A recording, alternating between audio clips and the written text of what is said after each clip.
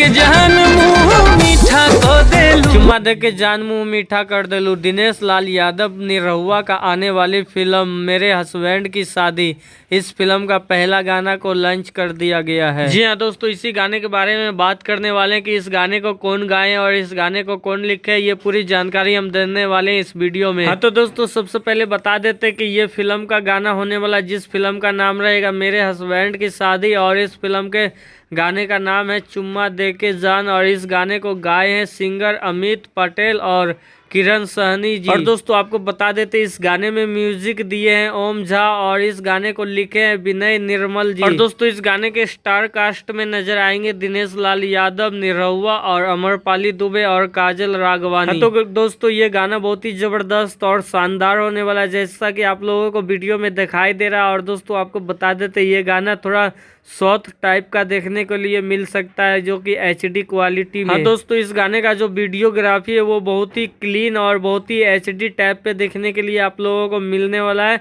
तो दोस्तों इस वीडियो को पूरी तरीके से आप लोग देखिए एंड तक। तो दोस्तों आपको बता देते इस फिल्म का ट्रेलर भी आप लोगों के बीच DRJ म्यूजिक के यूट्यूब चैनल पे आ गया है, जो कि आप लोग जाके देख सकते हैं। और ये गाना भी आप लोगों को DRJ रिकॉर्ड के म्यूजिक यूट्यूब चैनल पे आया है। और दोस्तों आपको बता देते हैं कि इसका फुल मूवीज आप सभी के बीच छठ पूजा के शुभ अवसर पे आने वाला है।